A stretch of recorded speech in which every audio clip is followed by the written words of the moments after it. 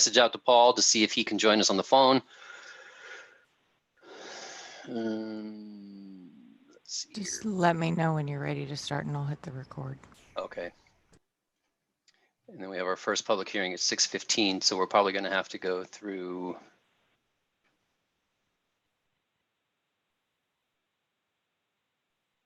find some way to kill a little time.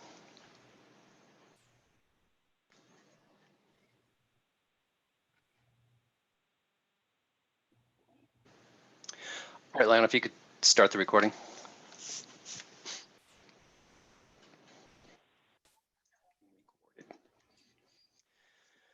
As was pointed out, this meeting is being recorded. Keep that in mind. This is also available on YouTube. For those of you that are on YouTube, you are a couple seconds behind. So we do have a quorum, so I am going to try to get started here. And then hopefully Amy will be able to join us as we move along. Paul, I'm waiting to hear back from. All right, are there any changes to the agenda, Liana? Not since it was published, the final version, on Tuesday. No. All right, it looked like this is an interesting question. So the special occasion liquor license for an event that's been canceled, do we approve that with that exception, or how does that go? But can we approve that as is, or do we just approve it without? It's been applied for, and Not withdrawn. It's kind of up to them if they want to try to. I don't know. I don't know the answer to that, but I'd say move forward. It's on the consent agenda. No reason to pull it. You know, if they don't use it, they don't use it, right? Yep. Very good. I would entertain a motion to approve the consent agenda. Motion to approve consent agenda items A through D. Second. All right, we have a first and a second. Any other discussion? All in favor, say aye. Aye. Aye. Annie? Aye. Thank you. Aye. All right, and I don't see Amy yet. All right. All right, public comment. It's an opportunity for members of the audience to address the council. Try to keep your comments to 3 minutes, please. Is there anybody in attendance tonight that would like to address the council at this time?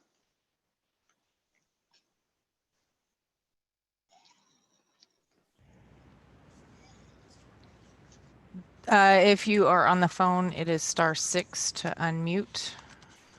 And if you would like to raise your hand to comment or anything throughout the meeting, it's *9 if you're on the phone. And there were no comments received via email prior to the meeting. Okay, moving along. All right, our first public hearing is scheduled at 6:15. We do have 10 minutes before then. Scott, can we discuss the COVID funding while Leslie is available? Yeah, let's do that. I was actually just looking at that of the unfinished, which one we were going to jump into. But yeah, let's give our guest a chance to give a presentation. So I don't think she's prepared to give a presentation, but I'll okay. Set it up. Thanks for the scare, Scott.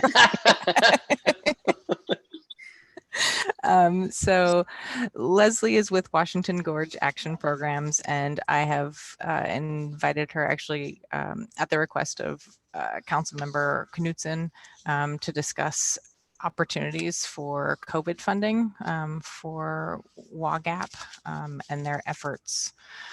One thing that I was notified a number of weeks ago about was funding available through Community Development Block Grant.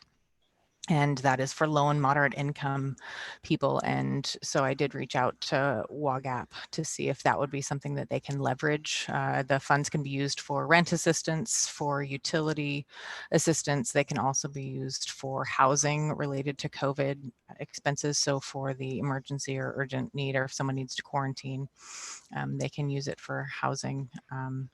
And there are all sorts of other stipulations, again, regarding those funds. And it fits WAGAP's mission, which is, again, is why she's here, to talk about how we can leverage those funds for their organization and how they can help the city and the residents in the area. With the CDBG funds, we can also pool them. We can create more or less a consortium with North Bonneville and the county. And when we do that, I think the funds add up to about $35,000 for the area. And I'm working with the county and trying to see what organization would be a best fit to manage all of those funds for the area, because it would increase our funds by $2,000 if we could pool them. And there's a lot of paperwork involved with CDBG, so the centralized management would help facilitate that on all sides. And additionally, we had budgeted some money towards them already, so something doesn't quite fit, I imagine we could still make it work as well. Mm-hmm. So if I may jump in here, I've been giving it a lot of thought since we talked, Liana. WADGAP currently, so there are a lot of CDBG pots of money floating around right now. We are a regular recipient of CDBG for Klickitat and Skamania counties. And we've just come to the end of our normal funding cycle, and we're about to enter the next contract with them. But then on top of that, we were the recipient for already some COVID relief funds for Klickitat and Skamania counties. That was, if I'm remembering right, $83,000 additional that is already available to Klickitat and Skamania counties. So I was kind of trying to figure out because, you know, we're already sitting on all of that money. What would be a best use of these funds? And from my perspective, right now with the quarantine and isolation housing that's needing to happen in Skamania County, I would really like to encourage some sort of partnership there. We have a separate pot of money from the Department of Commerce that is to provide quarantine and isolation housing for homeless people or for people who couldn't otherwise quarantine. And the 4th of July weekend is, we had all these rooms reserved and they were just sitting there.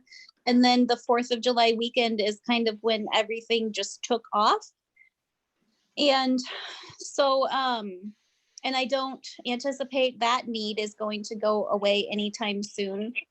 And so for the people who have been placed in quarantine and isolation, we also have some people who, while they're not utilizing our housing, they do need help meeting their other basic needs.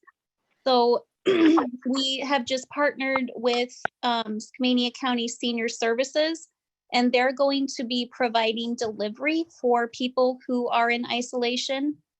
And we are going to be coordinating those efforts, but then additionally, if the people who are in isolation are unable to pay for their groceries, we have been picking that tab up as well.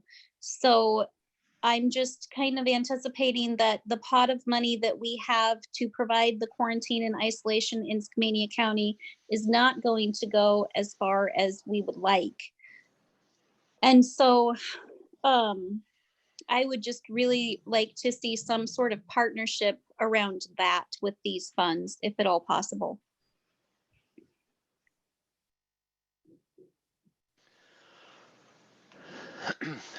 So, Liana, tell us more about the funds that we still got the CDBG. So for CDBG, we would need to run a public hearing at the next council meeting and take public comment before we apply. The applications aren't going to open up until August, I believe, anyway, or the next few weeks, and they'll provide, I think, 4 to 6 weeks for us to apply for those funds. Again, we'll have to run a public hearing, and then at the end of the program, we'll also have to run a public hearing. Like I said, we'll also have to put agreements in place for this consortium to to take place so that we can manage not only the contract with WAGAP, but also between the agencies and agreements. And they have some documents available on their website, to the templates that are needed for all of this. Okay, so it sounds like that there's going to be a fair amount of legwork that's going to have to happen between now and a meeting that we can present and be ready for a public hearing. Mhm. Who needs to be involved, and how do we proceed with that? So I'm working to figure out who the contact is at the county. I've reached out to Tim Elsey, and then I'm also trying to talk with Tom Lannon, I believe. In talking with Kevin Waters, he's reached out to Bob Hamlin on a separate matter, but mentions the funding as well. And so they're aware of it. I just need to, again, get in touch with the person that needs to run it, and we'll go from there. But And before we go too much further, I'm not sure how much of this Amy caught. She got her the information. So maybe you can do the preamble again about the funds that we're talking about and what they can be used for.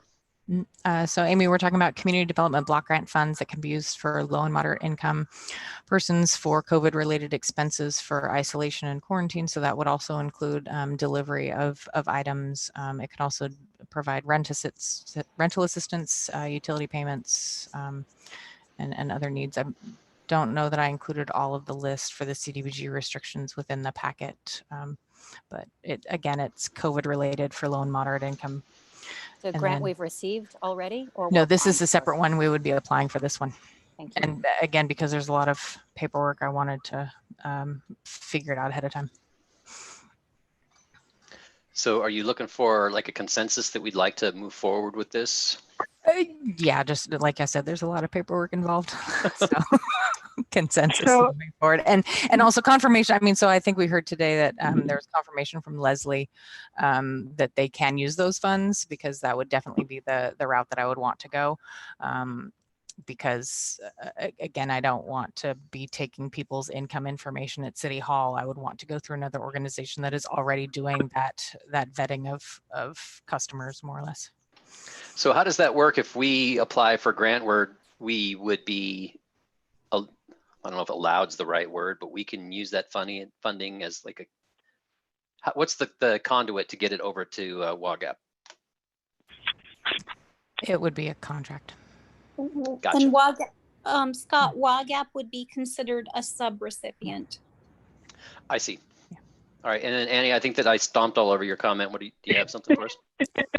Yeah, so I just want some clarification. This CDBG funding is completely separate from the CARES Act funding, correct? Correct.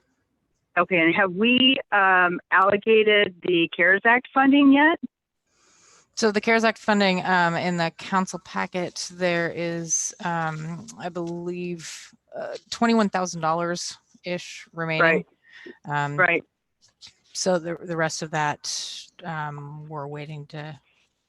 We haven't talked about that yet. So it hasn't been earmarked yet then? No. So my suggestion would be to give that over to WAGAP as well for the same purpose, if anybody cares about my opinion. Okay, let's hold that discussion for that line item. But so Yeah. for now, the CDBG, if the council has a general consensus that this is a path we'd like to pursue, then we'll give staff some direction to move forward. All right. Thank you, Liana. So with the remaining funds, there are a couple of things that we've been talking about using them for. I was on the phone with the chamber the other day, and they were mentioning that they would like to extend or increase the amount of funds that they have for PPE, but just specifically because of the mask requirement. So more businesses are needing more masks to provide customers. Again, I don't know what the time frame or what that looks like between now and the end of October. So with the remaining $21,000, I would like to have some of it still set aside for PPE for our local businesses. The other thing too was for City Hall, I haven't looked into bids for providing additional security or the screening or anything to again reopen City Hall and be able to ensure. Curtin Sherry S. joined the meeting.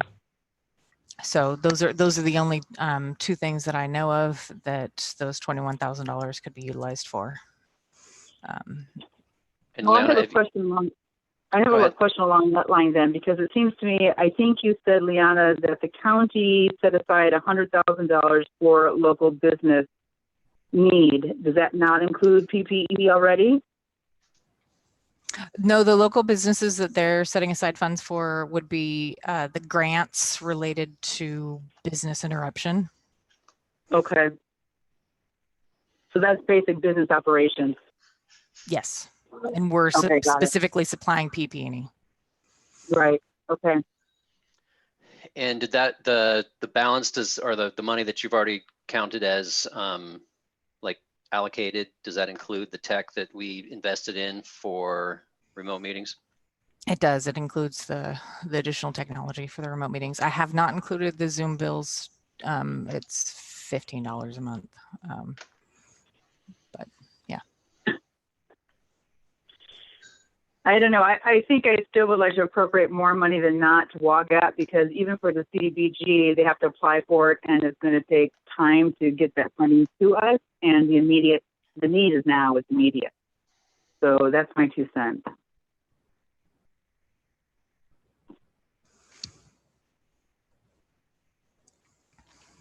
All right, so we addressed the.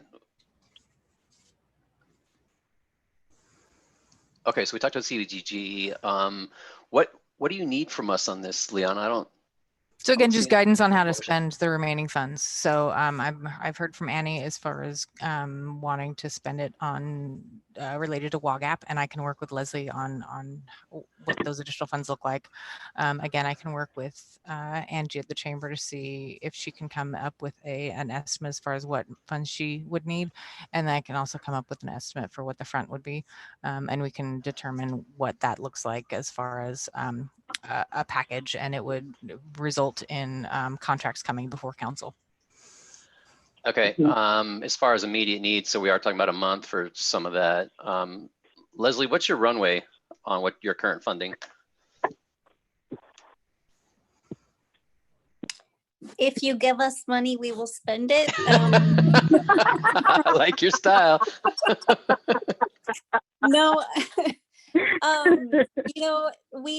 there's so much going on right now, and the need is only growing. So, any funding that can be put to use to help people with COVID relief is, it's needed, and it's as soon as possible, it can be spent.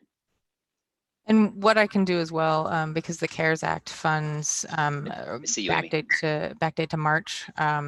If I get a framework for an agreement or something from Leslie, I can pay for things prior to that agreement, depending on how much it is, prior to council approval, if there's that urgent need. Okay, so we have a limited amount of money left, and we've had a couple different thoughts on how to spend it. Sounds like some of the needs are dire. That's what I'm trying to figure out, how quickly Leslie might need some money. So I guess we should put together, we've got the start of a list here, and then be prepared to make a decision on how to allocate it at the next meeting. Mhm. Okay. And Amy, you had a comment?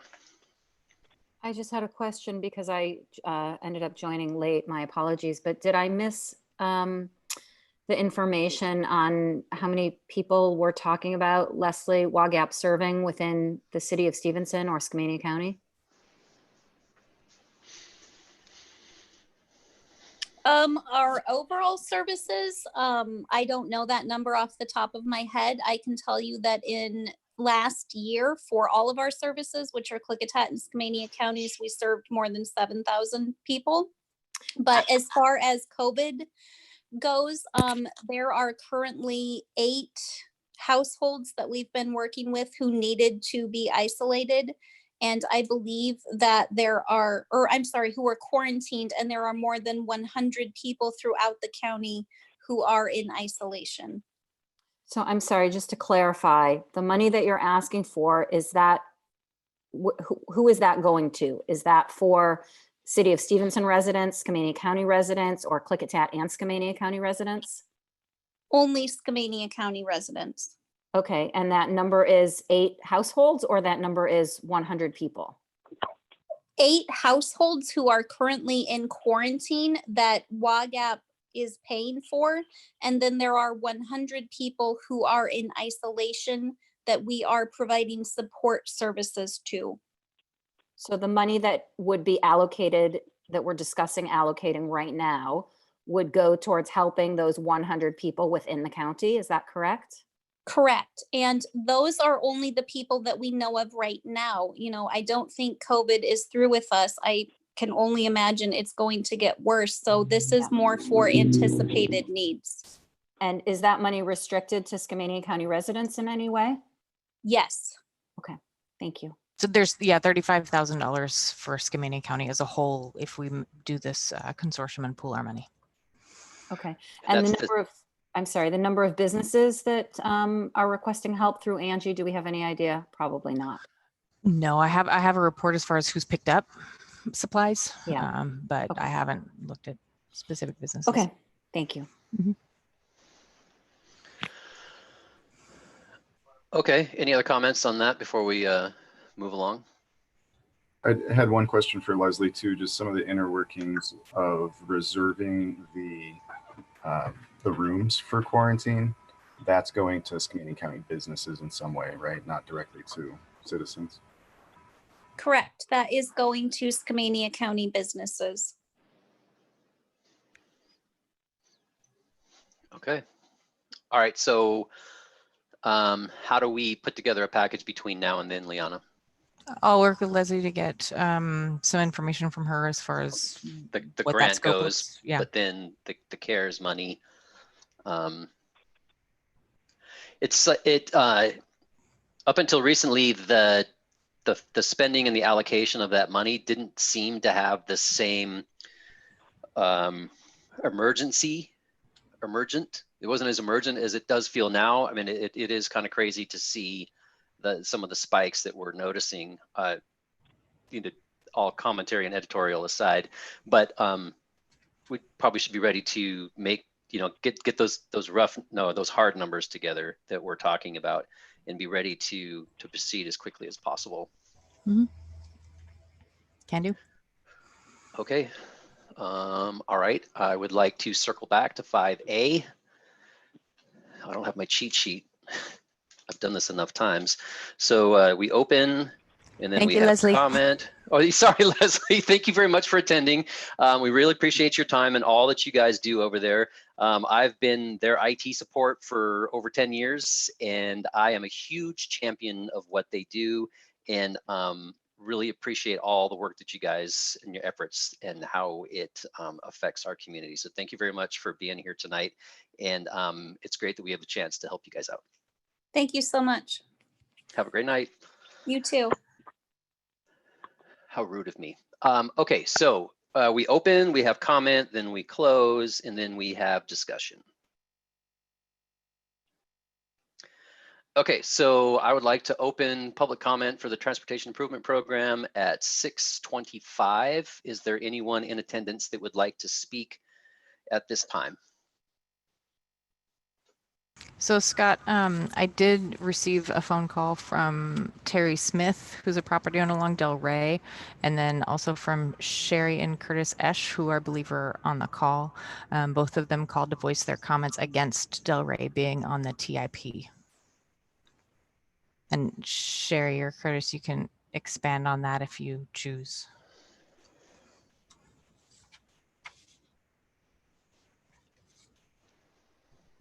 And it's *6 to unmute yourself.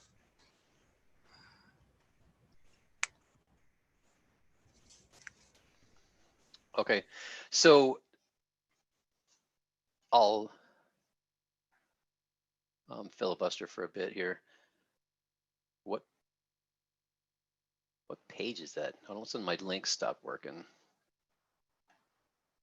Let's see if I can find it. Page 3 of 3 on page 23. No, it would be very helpful if I was looking at the right PDF document. The agenda does not have what I'm looking for, so It starts on page 18. got it. And then the spreadsheet with the information is on page 21 with the maps following. Okay, I haven't seen anyone raise their hands or unmute, so I'm going to say that there is no public comment at this time, with the exception of the 2 phone calls. And then, did you said you had an email from the Eshes?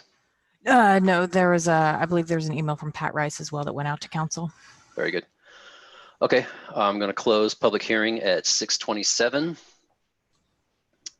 Okay, so let's talk a little bit more about this, Liana. It seems like, well, in years past, it's something that we look at and say that the projects seem about right.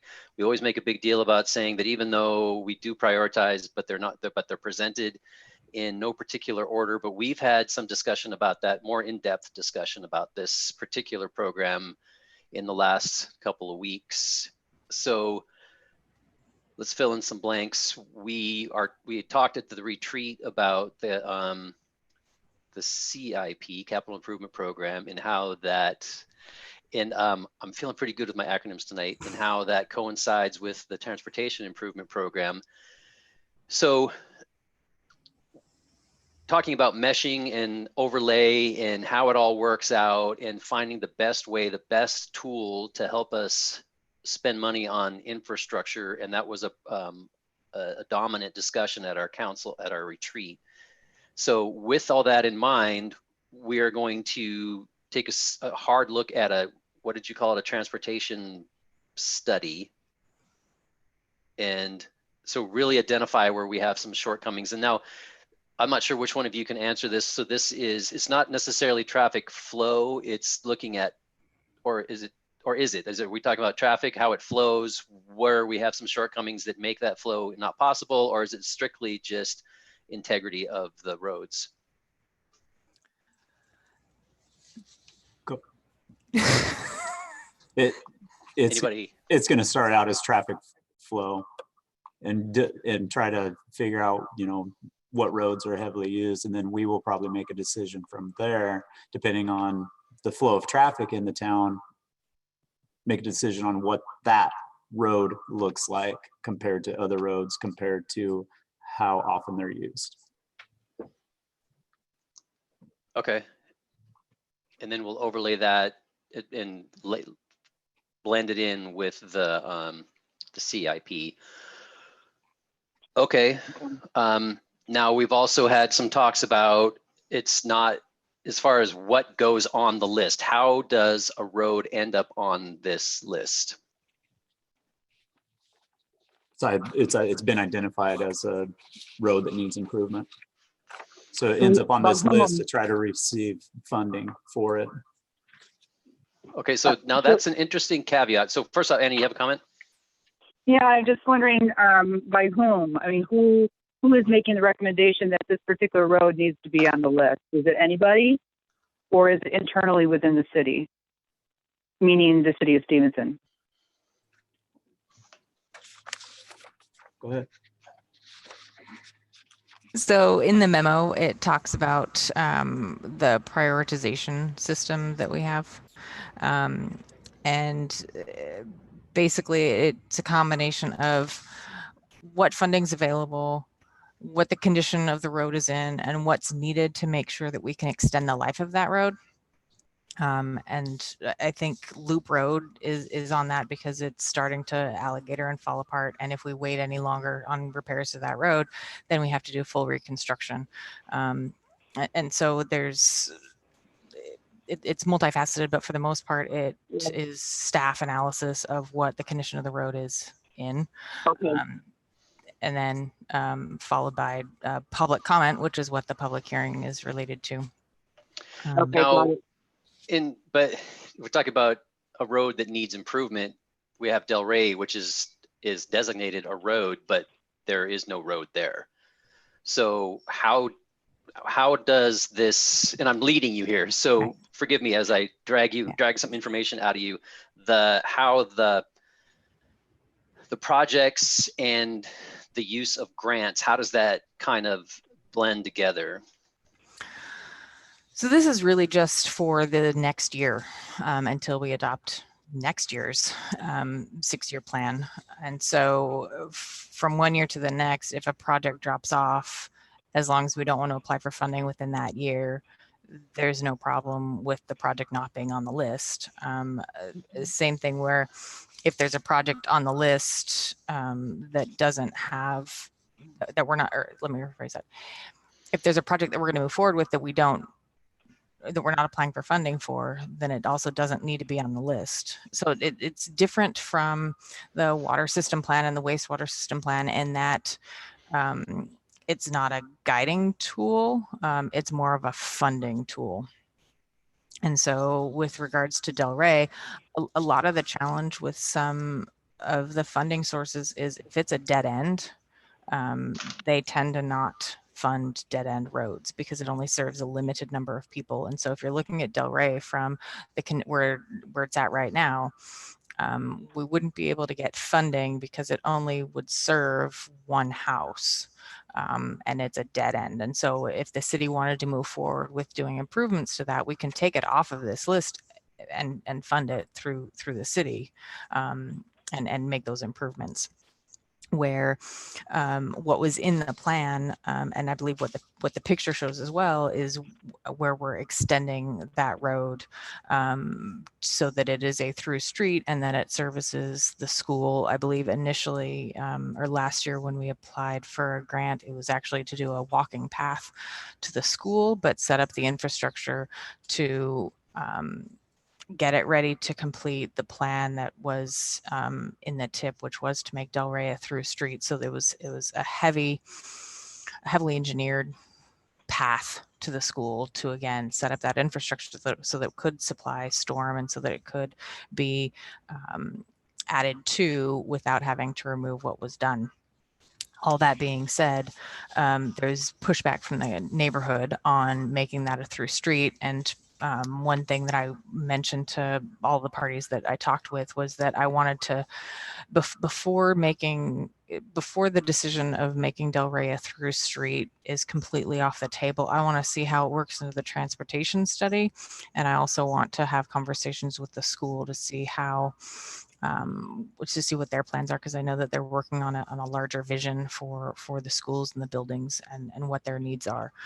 And so again, I want that circulation study to inform how Delray fits within that overall system of traffic before making any. I mean, it wouldn't necessarily be a final decision because we're not doing any vacations, but just whether or not we keep it on any sort of long-term plan. All right, and then as we also promised, I don't know how long ago, we also promised to make sure to include and participate in the planning with the residents along Delray as well. But so help me refine this. So if it's on this sheet, it's something that we might potentially use funding for, like outside funding. Yes. So does that mean that these projects, what's the difference between being on the list, being funded by outside of the city, and funded by the city? So if it's funded by the city, it's not on the list? It doesn't have to be on the list because there are projects that are in here that are wholly city funded right now.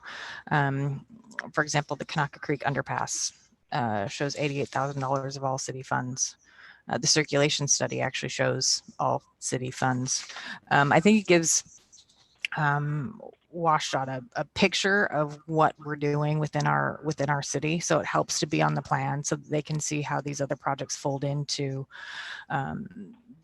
the city system as a whole. But it's not vital that it be only projects that we're applying fund for. Okay, so again, like I said, I was pulling information out of Liana to give you guys a really solid foundation for any additional discussion. So does anybody have any comments?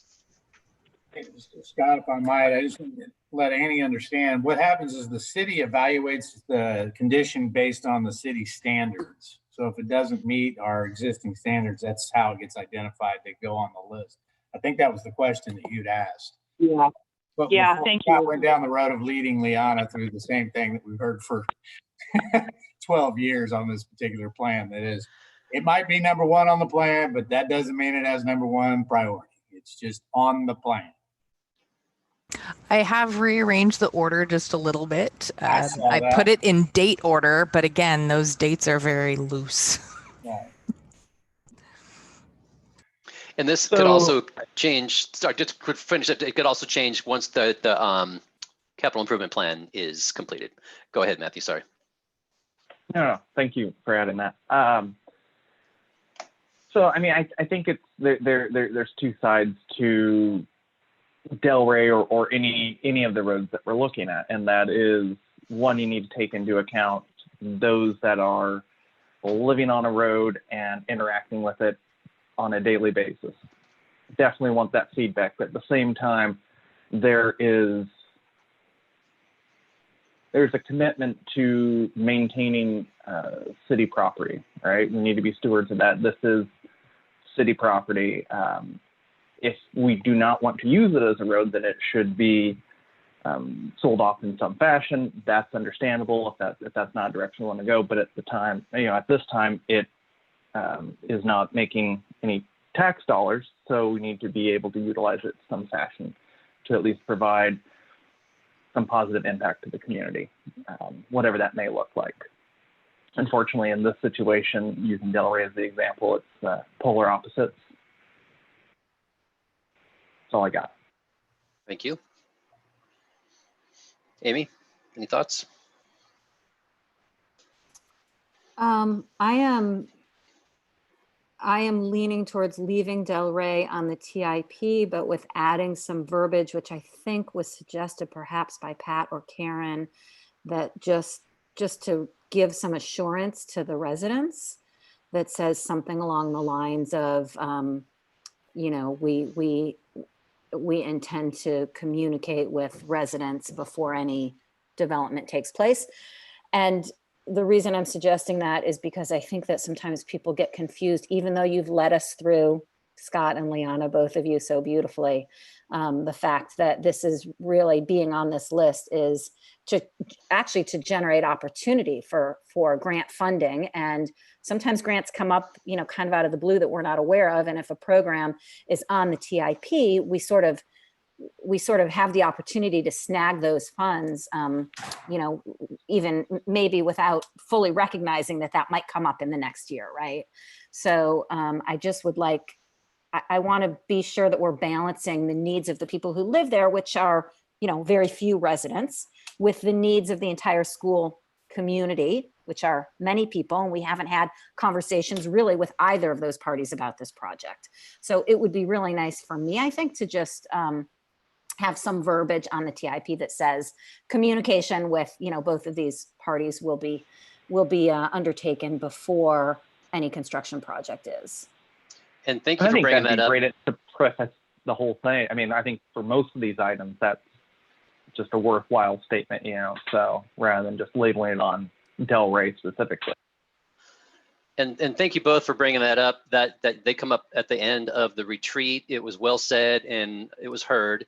And we've already talked about it internally at City Hall. No, communication is something that we're going to be working extra hard on. And we also promised when we had a discussion at City Hall with residents along Delray that we promised their participation in anything that we did. So adding that bit of conversation is something that is absolutely should be done. Just to point out that we actually did Lakeview Street. Hang on. You guys are talking a little bit. Robert, go first. Oh, sorry. I'm sorry. I didn't mean to. No, that's all right. That's fine. Go ahead, Robert. If the residents of Lakeview Street shut up, they're not going to really be upset if we start paving that street. They've been begging us to do that for 40 years. Yeah. Annie? So you mentioned that the school might be conducting its own studies to determine whether or not that street should be opened up as a valuable tool for them in the future. If that's the case, will the school also be working with the city to make certain that the neighbors are brought into that plan as well? No, Andy, they're looking to reconfigure the school potentially as part of their capital facilities plan. And depending on how they reconfigure the school, the buses may or may not continue to use that back half of the school. And so Okay, that's what would got inform that traffic circulation study. So, Got it. Okay. and if I understood you right, that the transportation as we look at this study in going into next year, though, that will be one segment that we'll talk to as we start to evaluate the different roads and how important their improvement is. It will be Great. specifically listed, yeah. Good. All right. Thanks for that clarification.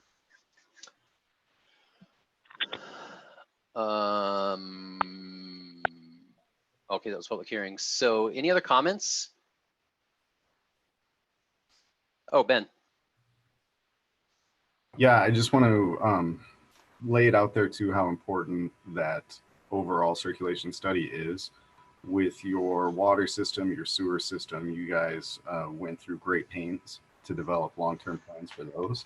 And with those, they all identified several needs, and several needs more than can be funded in the next 6 years. You don't have that with your street system. So what you guys have instead is this menu of things that could just be pulled off, but there's no tying that to an actual project expectation for you to hold anyone accountable for. So there's $15.5 million that you're saying you're going to spend in the next 6 years by adopting this plan. Obviously, we're not going to spend $15.5 million. And so this next step transportation study will help you identify all the projects that are needed there. However those are identified, whether that's at the staff level, whether that's a collection of owners saying we want to add sidewalks to our own street, city, can you help us with that? However that goes, that plan will inform your actual budgeting tool of the transportation improvement program. So it's something I'm really looking forward to getting for you guys. And Carl, any comments from you? No, I think everybody's stated it very well. This is a little bit of a moving target, and it just opens this up for funding opportunities. That is about it. There's a lot of moving parts that can change the order on here, and we'll see what happens in the next few years here. Very good. Robert? Can I just say thank you to whoever at staff put together the colored sheets that are attached for the first time since the 12 years I've been looking at this plan. That is awesome. You guys, I don't know how long that took you, but the color coordination, the location, the description, which has never existed, is brand new. And I applaud anybody and everybody from staff who did that. Ditto. Liana. Thanks. I was Well waiting for done. Liana to take that credit there. Come on. I'm waiting for Carl to put on mute because otherwise I was afraid of feedback, but yeah. I can't keep up with all of them. So. No. Okay. I know Amy and I have looked at this same plan with those 4 or 5 pages for 12 years. And this is amazing to actually be able to actually see what you guys are talking about. That's now on the plan. This is phenomenal information. Thank you. Yeah, this is first step. And so this is more or less a preview of what we want to do with our capital improvement plan. Is the capital improvement program would in essence be a 1 sheet per project cut sheet with visualization as much as possible, but then other details of the project and costs. So, yep. Fabulous. Thanks. Well done, staff. Mm-hmm. All right. Well, if there's no other comments, I would entertain a motion. Motion to approve the 6-year transportation improvement program with the changes discussed regarding communication. Second. All right, we have a first and a second. Is there any further discussion? All right, I'm going to go roll call style. Aye or nay. Amy? Aye. Robert? Aye. Annie? Aye. And Matthew? Aye. Thank you very much. Okay, so we've done 5, 5, 6. So as far as the update, obviously there's been a lot of activity lately, and I'm sure that you guys haven't missed in the news that there has been spikes throughout the United States, it's really easy to advance into this, because we had such low numbers, it was really easy to advance into phase 2, into phase 3.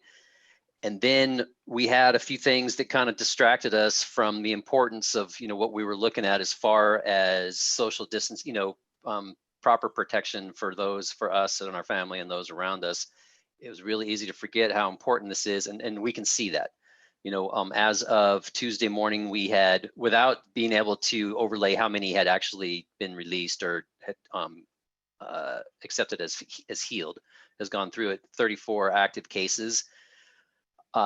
We asked, my question was, what is the vector and what is the message that we need to present to the city so that we don't lose? I like being able to go out and sit, albeit 6 feet apart from everyone else. I like being able to go out and support my local businesses in their local business. So I don't want to lose that freedom. And it all comes down to, so what we heard was that some of the cases were due to transportation or travel, I guess would be a better word. I guess I've got transportation on my head. Not so much from the restaurants. Everybody seems to be doing a great job within the restaurant. Not only with the businesses are doing a great job, but everybody heard the message and they're wearing their masks and doing how they're behaving the way they're supposed to. But the vast majority is social gathering, where we don't have someone at the front door saying, hey, put your mask on. We might even have a group of people saying, to heck with masks. And we've got, social interaction that, and as much as I do enjoy those gatherings too, but it's something that could bite us in the butt. So really, we talked, that was kind of the way the meeting ended, is that the county is going to help us, and we'll all work on the messaging that, that we were all locked down and we were an ecosystem, and it was obvious that the bug wasn't here. There's been a thaw. People are traveling, not only out and back in again, but traveling in. So there is some, if that's a message that you can take out, and I know it's rough to walk into a backyard and say, hey man, watch yourself. But if we enjoy being in phase 3, then this is something that we all have to be conscientious of. And then I'm not sure if it was an off the cuff comment, because I haven't heard it since, but I heard that the governor already said that we won't see phase 4 until 2021, which is really disheartening. Well, he also limited what today he said 10. So we're down from public gatherings of 50 to 10. That came out at 2:30. Makes sense. And, it's, So I'm glad that he hasn't shut the door on us yet. Right. And then, juxtapose that with the governor of Georgia that forbade anybody to make a rule about face masks, which is, I don't know. I don't know. So I'll call a spot. We have this new Facebook page now. I don't know if it's new or not. I've just heard about it though. Fairly the new. City does. And my thought is that I think the city should take a stance separate from the county. I mean, I know that we deferred our COVID response to whatever the county was going to provide to the county. And I think now we should do something for our city local residents. And I'm wondering if perhaps on that Facebook page, Liana, could you include the situation report so that we are seen as a governing body that's actually on top of this, and we're communicating with our residents too? So that sit rep isn't meant for public distribution. I can talk further about that with the incident command team, but it's more meant for internal use. And so I keep the council informed. I do, I believe Anders has been providing some of the messaging as well on Facebook. He's out of the office for a bit now. One thing that is being provided is instead of the incident command team providing the communications, it's now directly community health. And so they're providing the updates on the website and on their Facebook page. So what we can do is we can share their Facebook page, but sometimes it changes very quickly and they're changing it twice a day. So for example, today there's a new case, so it's 35 cases. Right. Yeah, I know. That's, I operate the Stevenson Community Facebook page, and people are constantly, as soon as I post something, somebody else comes back, no, I just saw it's 36. So, but I think the point is perhaps maybe we can extract some of the information from the report and put it on our Facebook page, and just be prepared for the few comments that are made that are saying, oh, I thought it was higher, or it's now been posted higher. I think I just want people to realize that, we're dedicating some time to it. We care, we're concerned about our residents, and that we want to them to have information as it becomes available to us, acting as a steward for that information to enter into people's phones or laptops or whatever they're using. We can do that.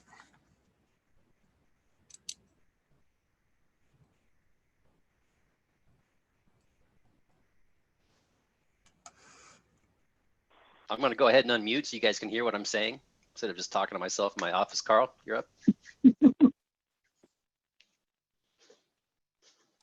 Okay, I'll do the same. Yes, sewer plan update. Really, no news is good news. Plugging right along, everything's looking great. Had correspondence with the Department of Ecology with our quarterly update. Updated them on what's happening at the plant.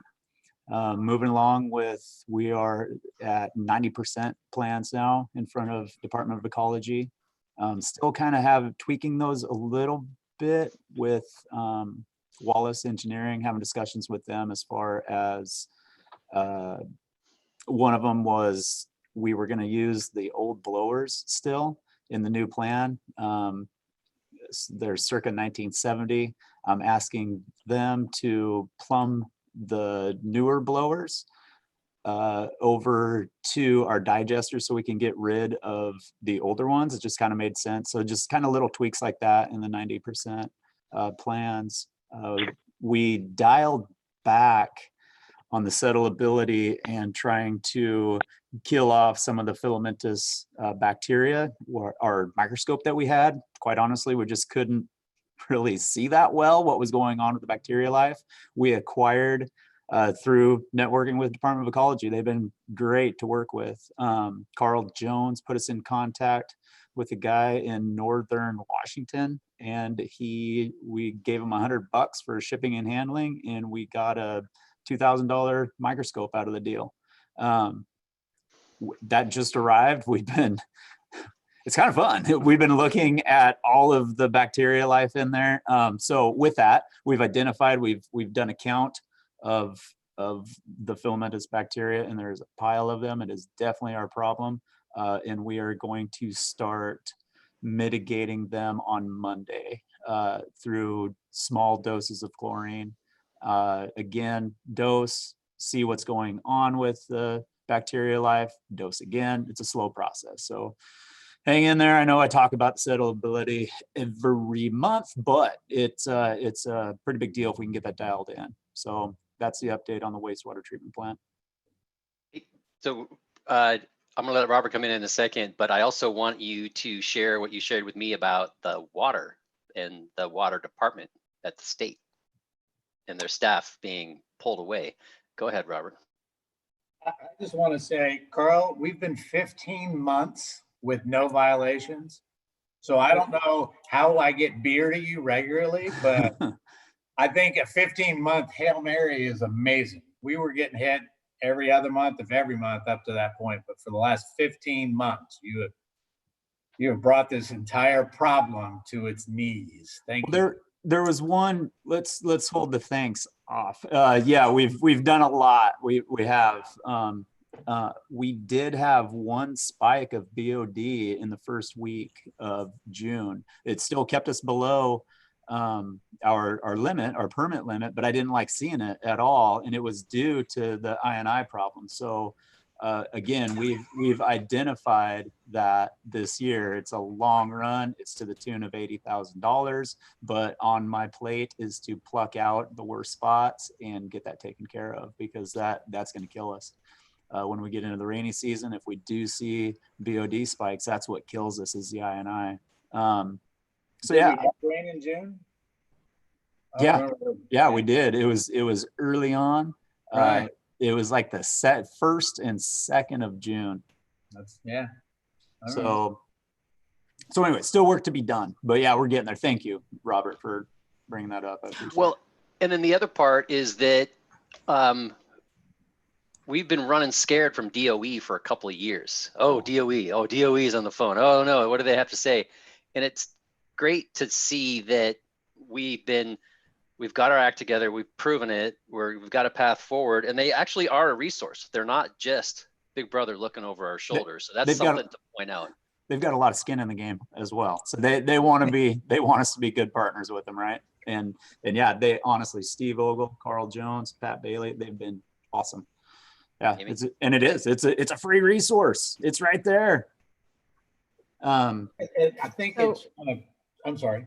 Anybody? I just want to, as long as we're handing out kudos, I want to just acknowledge one thing that's really different that I've noticed is your willingness, Carl, and maybe this is true for all of staff and maybe for Scott as well, but our willingness, I'll just say, to reach out for help when needed and to look for best practices in other places, not to feel like if it wasn't invented here, it's not right for us, right? And this, I think, is probably a big reason why you're having so much success down there at the plant, because you're willing to reach out to other people who might have more expertise in this area than we did. And this isn't something that I'm making up. This is something that we heard from the consultant that was hired as being a problem before. And so I just want to take the time to acknowledge that that's a pretty big change that we've experienced. And I just want to say thanks. And I got to say thanks to the crew I work with, Leona and Ben as well, because while I'm down at the wastewater treatment plant, there's things at City Hall that these guys are picking up. So yeah, it truly is a team effort. I'm proud to be part of it. Really am. Carl, could I ask you one question? You noted in your report, Walking Man has decided to temporarily halt brewing operations. Do you know if that's because of economic reasons or is it because of our regulations? I'll let Liana chime in on that one. She added that. I believe that's still the same comment from a couple of months ago. Okay, and I can speak to that too. Okay. I just wonder, I haven't talked to Tabitha in a long time. I didn't know, are they frustrated with us or? No. So part of it was related to the cost. And so one thing that I've talked about is doing a sub-meter program. So right now our standards don't allow for that, but our standards were also before we had a surcharge on sewer. And so what the sub-meter program would do is it would allow her to put a meter on the water that she uses in her brew house. And so they would be basically her effluent charges would be billed separately. So we would still be able to charge appropriately for the different uses, but it wouldn't be all of the water going into the building being charged for that brew house use, which can be a lot. So Tabitha called me up one day and she said, hey, what can I do? How can I make this work for me? And on the months that, when we were the first on lockdown, the month or two that she didn't brew, her water bill was $100. When she brews, it goes up to $800. So not only does the water come in, go through the meter, but then we use that meter to determine how much money she's going to pay for her sewer surcharge. So what was the industry standard, Liana? The percentage of water that comes in, obviously a great deal of it goes, or a lot of it goes out in growlers and pints and kegs. But there's an industry standard that says of that water that comes in, X amount of it goes down the drain, not only through cooling, but also for cleaning. And what was it, 65%? I believe for breweries, it was 70%. And that's a lot. So if we could find a way to, differentiate between what's in and what's out, that would be great. But see, that's the dollars and cents that she's looking at. And her big frustration, I said, hey, we're working on ways to find, to to delineate what went where and how you're using it.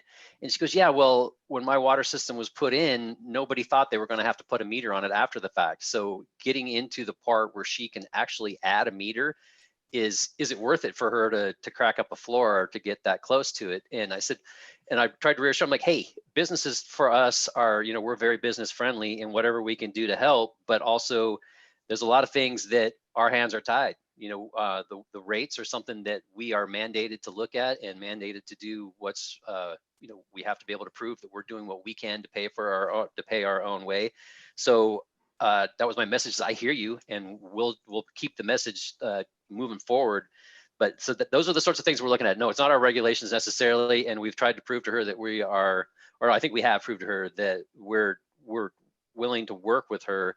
But there's some dead ends not dead ends, some obstacles that not just her, but other businesses are going to come across. Now, conversely, because of the issues that we went through here, Cascade Locks, they saw what was happening over here. So when Thunder Island went to put their brewery in, the city said, oh, and by the way, what are you doing for pretreatment? And they said, well, what are you talking about? I said, well, we've learned our lesson, or somebody else did. So they actually had to reduce some of their footprint so that they could allocate some resources or some of their money, their funding towards some pretreatment. And the new brewery that's going in is the same thing.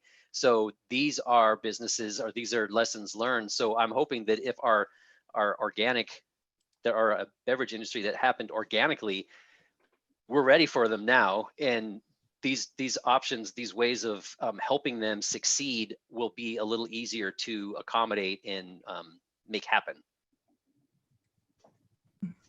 One thing I wanted to add is I was contacted by Department of Ecology to work on adding some information about our system and our, in essence, success story to a report that they're going to do to the legislature. They did it in 2008 or 2010 on small community wastewater case studies. And so they're doing it again this year as more of an update, and then hopefully comparison to see if the issues are the same.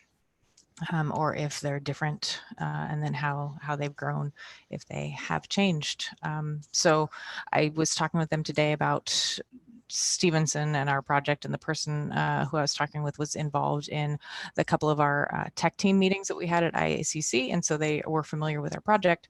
And I was just talking to him not just about our project, but also then about all of the wins that we have and all the success stories. And so it's great that what we've done, and I feel that our team is doing a great job, even the public works crew as well. So it's great, and we're moving forward and making great strides just in the past 2 to 3 years. So moving forward.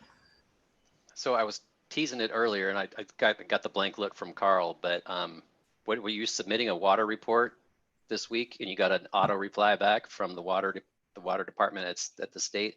Yeah, it's kind of our counterpart to the Department of Ecology. So it's a Department of Health that we deal with on the drinking water side. Every month I turn in reports, treatment reports from our water treatment plant as opposed to our wastewater plant. They oversee, they look and see how much chlorine we've used. They look for, basically anomalies, right? That maybe we're not doing something right. So in the past, yeah, I've leaned on them as well, for help on the water side of things. So I sent off the report. I noticed I didn't get my normal reply, so it worried me a little bit. Made sure I sent it to the right spot, and a little later I did. I got my reply,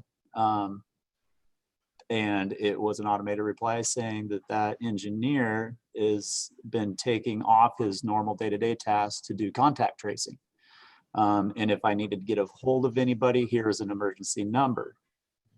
That concerned me, so I called the emergency number just to see what would happen. Right? What if we have an E. coli breakout? What happens? So called it, got a receptionist, and yeah, she confirmed that not only him, but most of the engineers, I assume in the state of Washington, I know in our region, are doing contact tracing. In fact, I'm looking at the email right now. It looks like they're going to be doing that at least until August 15th.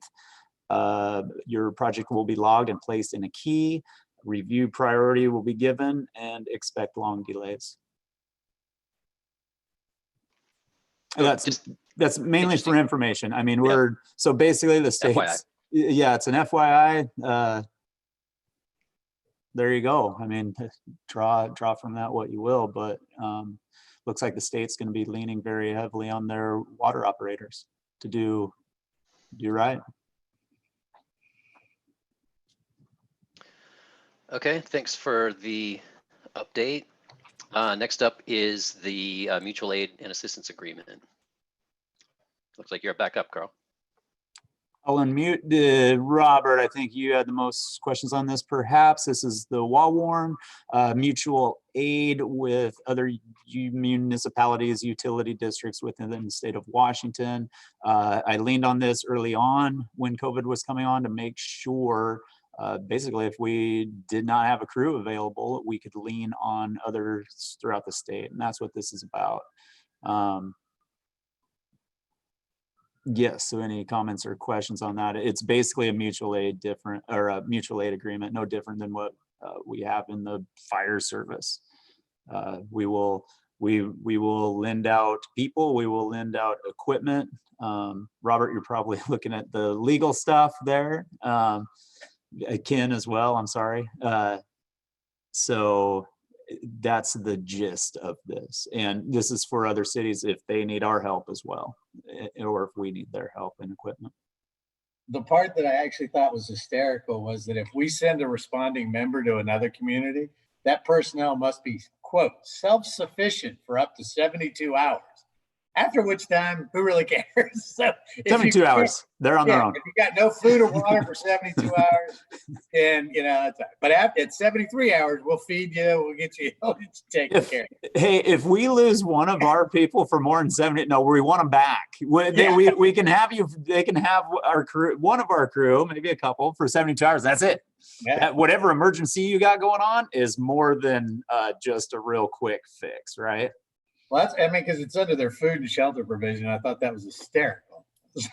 So drive a big truck if you get called out so you can sleep in it and take a bunch of ding dongs and Hostess cupcakes because you're going to be stuck there. I had not seen this draft, Carl. You didn't send it to me, but it's pretty standard. I don't have a big problem with it.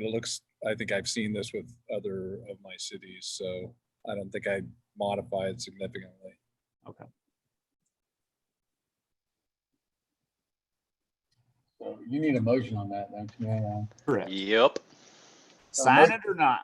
Yeah, motion to approve the mutual aid and assistance agreement for Washington State for intra-state wastewater agency response network. Second. All right, we have a first and a second. Any other discussion? My only question is, so does this mean we can't go to Cascade Locks under this agreement? Where's this Washington only, Ken? Sorry, I can't answer, but this is Washington only. This is Washington only, but we do have some intrastate mutual aids, particularly for law enforcement. I guess that's with us, with the sheriff, but fire, we have a interstate mutual aid. This one does not appear to be interstate. Okay, because I also thought we also had a deal with Cascade Locks. We'd loan equipment, they can borrow equipment. Yeah, that's the fire one. Yeah. Oh, it was all firework. That's right. That was fire. All right.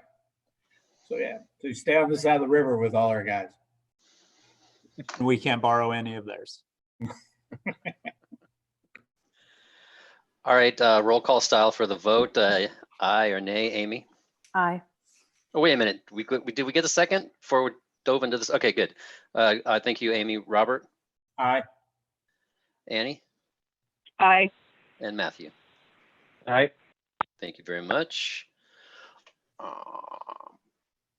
Okay, 7A, proclamation recognizing Juneteenth, 2020.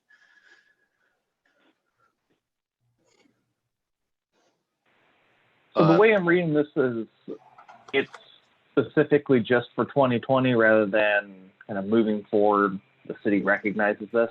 Is that correctly read?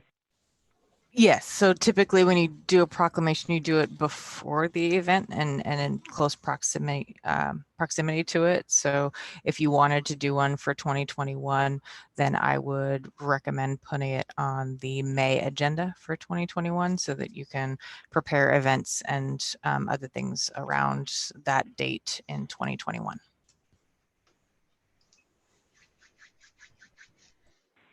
I would so recommend. Yeah, so in effect, we're signing a proclamation for an event that's already taken place then. Yes. Correct. The community had, reached out the day before Juneteenth, I think, and had asked about it, so we couldn't do it the moment of. So it will go on record retroactively, and then we'll be proactive about it next year. Perfect. Yeah, let's do that. All right, I Motion to don't. approve proclamation. Oh, go ahead. Oh no, no. I don't know what how else to lead this discussion. So I would entertain a motion or any additional discussion. So if you're ready to make a motion, go ahead. Motion to approve proclamation 2020-01 recognizing Juneteenth 2020 on Friday, June 19th, 2020. Second. All right, we have a first and a second. Is there any discussion further? Yeah, so I know Paul's not on the call, but he had reached out to me between last meeting and this, and it was wondering whether or not we should make any kind of an event around this day for 2021. So Liana, is there a way that we can just automatically put this on our calendar for April or May of next year so that we're on top of this and not forgotten? Yeah, I can put it on the agenda. If there's an event going on, just let me know and I can include it into the proclamation. Right. And the other thing is that he was wondering if we could somehow, create a statue or something for the one African-American person who was on that trip with Lewis and Clark by the name of York. So I guess I will talk with him separately on this, and perhaps we'll be presenting something to the city sooner than April or May of next year, just depending on what the time commitment will be for something like that. Okay, there's also a Lewis and Clark Trail organization that you might want to reach out to as well to see how you can incorporate with them on that. Okay. Especially for funding. Yeah. Yes, for funding. Yeah. Okay, roll call style. Aye or nay, Amy? Aye. Robert? Nay. Annie? Aye. Matthew? Aye. All right, thank you guys very much. It's approved. We're also not the only ones that have done it in arrears, although we just due to timing of meetings, it might be one of the latest, but. Yeah. And I'll preface my no vote for two reasons. One, I grew up in Texas. This is a Texas holiday. It's not a national holiday, never has been. Number two, I have a degree in African-American studies. So the only thing I do is go to law school with it. But I would rather see a proclamation over December 6th, which is the day we passed the 13th Amendment, as opposed to a date that recognizes something that happened in Galveston, Texas. So I grew up celebrating this holiday in Texas, but it's a Texas holiday. It's not a national holiday. Sounds like something else to add to our calendar. There you go. Okay, Liana, let's talk about 7B. So this back billing discrepancy was mentioned at the last council meeting and is more or less coincided with the swapping out of meters. And so the list and the details about each meter and what size meter was in the ground versus what they were being billed at is listed in the packet. The dollar amount listed is from January 2018 until we made the correction on their account. So really it's roughly 2.5 years by RCW. We can go back 6 years for accounts receivable. But we recommend waiving it. Again, most of these are businesses or agencies that don't have the funds or support businesses. I know the Port of Skamania has reduced rent for their tenants. And so as far as the increase in the bill or let alone the back billing, it'd be difficult for them to absorb and still maintain the benefits that they're providing their tenants right now at this time. And so I also included the Attorney General guidance around the ability to waive the fees in COVID. And to reconfirm, this was an error on our side. So Correct. to go back and ask them, by the way, you know, I know you're being due diligent and you're, you know, paying your bill every month. But we need more. Right. Yes. So how did this happen? Where was the gap for us that this even happened? So when the crew goes out to read It's the been meters, removed, right? when the crew goes out to read the meters, there is no size on the card. So it just has the meter location, it has the address, it has the customer name, and it has, you know, the prior reads, but it doesn't say what size meter that is. And therefore they don't know what's in our billing system and we don't know what's out in the field. And so that piece of information was just missing. And so going forward, we are adding that meter ID number or the meter size onto the card. If we do have any manual meters prior to setting up a new customer, we're confirming the size of what was in the ground. Leon, if I might add, I mean, these date back 15 Yes, years or yes, so. you're right. This is nothing new. Right. So, so my next question is then how did we identify which ones were billed incorrectly? The Water meter replacement. swap out. Yeah, so they ordered all these meters based on what was in our computer system. We said, here, these addresses have these size meters. They went to those addresses and said, no, it doesn't have No, that it size doesn't. meter. Oh, got it. Okay, got it. 'Cause Okay, thank you. Who knows how long that would have continued on. So it was a clerical error that has cascaded over time.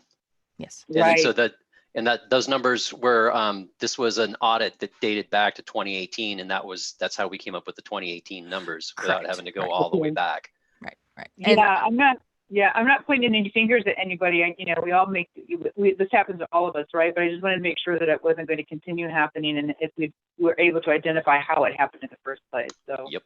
And thank this you for that. happens, and this is in other cities as well, especially Right. with the way things go as far as you just have the legacy meters and systems and then change over time. And Right. Amy?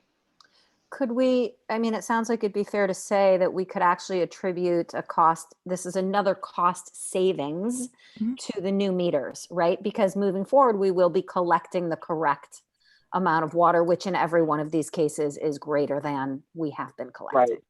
So even though it Right. looks like a loss, it's actually a gain. Mhm. And which would not have been identified without the new Pick it up meters. going forward. Exactly. What 4 properties is the port? There's 4 separate buildings that they have water to?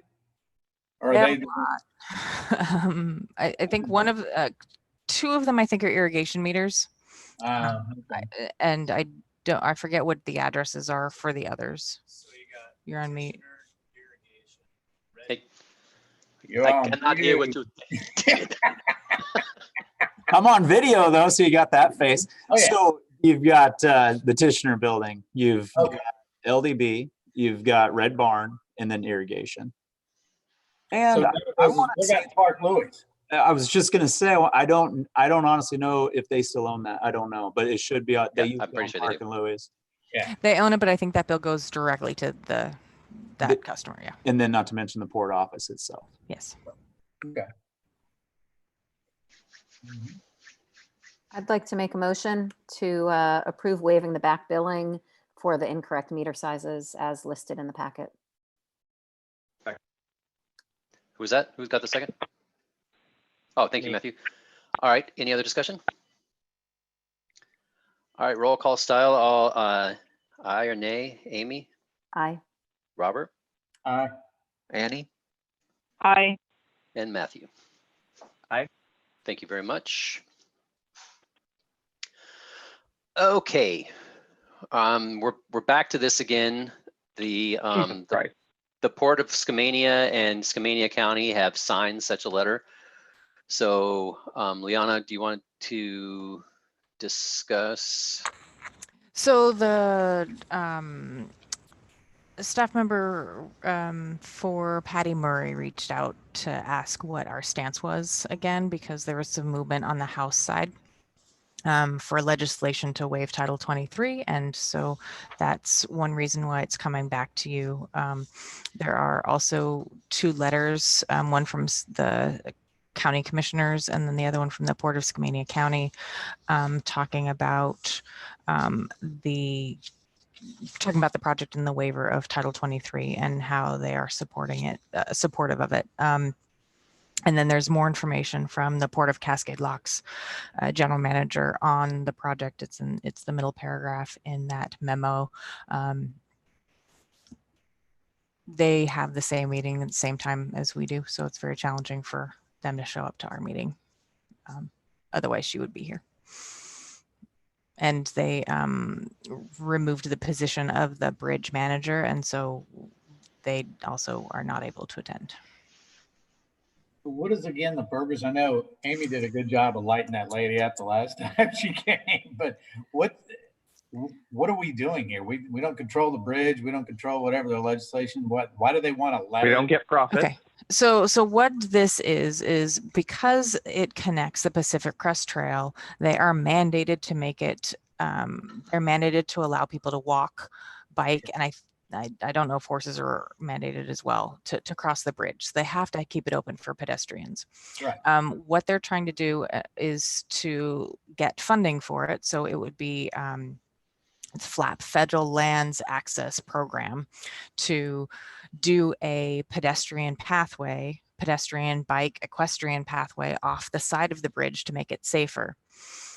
But in order to do that, they would then have to use 100% of their tolls on the bridge. They currently use a percentage of their tolls to fund port operations. If they were to accept these funds, Title 23 says you can't do that. You have to use all of your bridge tolls for the bridge only. What they're saying, their argument is, because we don't get any funds from pedestrians for crossing the bridge, we shouldn't be subject to that, or this should be waived for that, because we don't get tolls for the types of uses that this program is for. But the bridge would benefit from this program because it would need to be strengthened to allow that pathway to cantilever off. So there are additional benefits to the bridge as a whole, rather than just adding that pathway. It would be safer for pedestrians to access.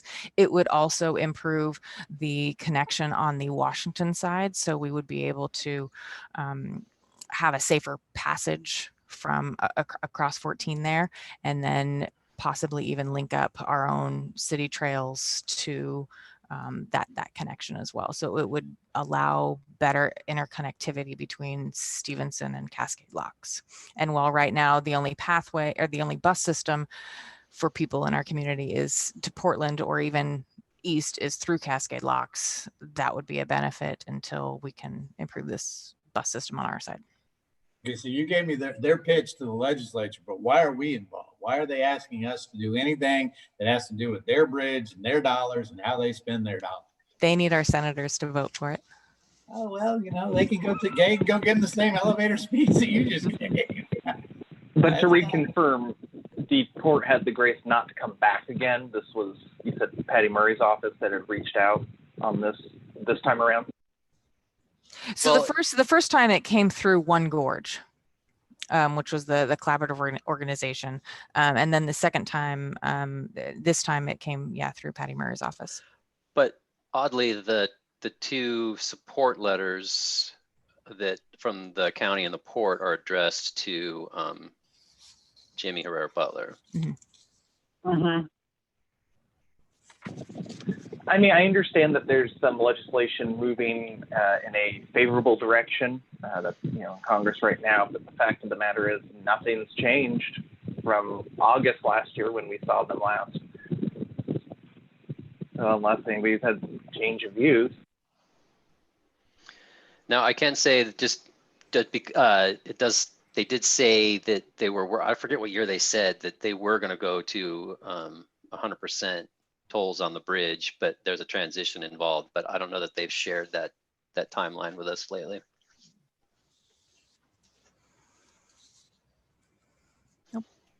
So I just wanted to bring it forward to council again before I gave my final answer. I did talk with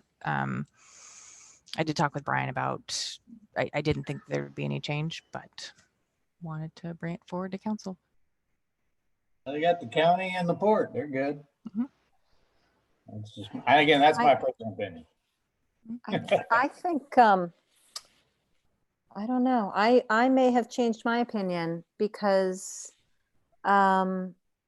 they have now not been charging pedestrians for how long? Close to a year, probably, or bicyclists. Year and a half, I think. Yeah.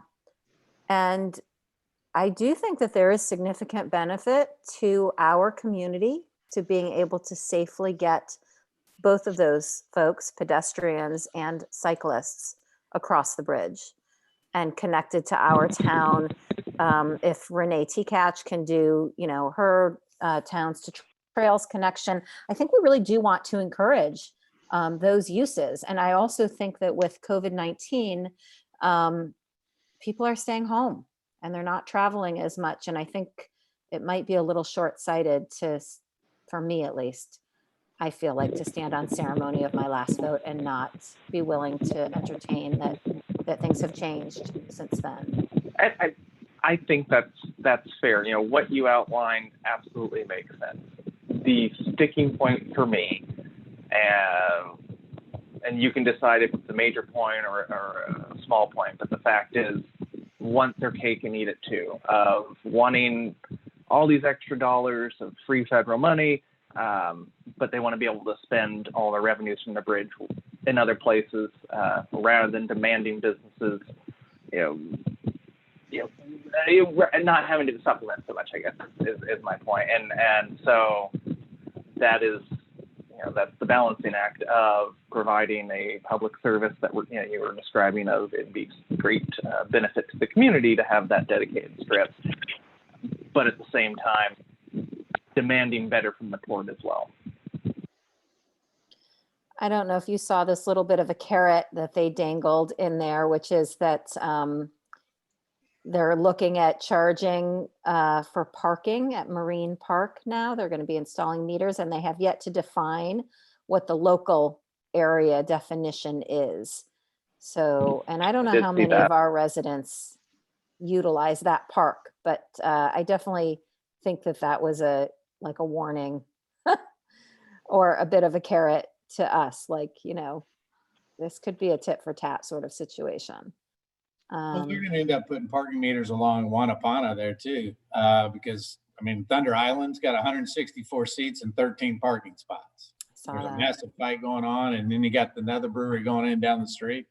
If people actually come, they're going to tie up that whole Wanapana street, so they're going to just put in parking meters there. They're not going to lose that revenue. I was at Brigham the other day, and I was having to park on the street because even with all the distancing, they have enough outside seating that all their parking was filled up as well. Oh, it's going to be a big fight over there because Kim's property you can't park on if you're a Thunder Island guest, but they aren't going to differentiate between the white and the yellow lines. So I'm wondering how much of a friend has Cascade Locks been to Stevenson in the past? Does anybody have any opinion on that? Are you asking about the port specifically, or are you asking about the city?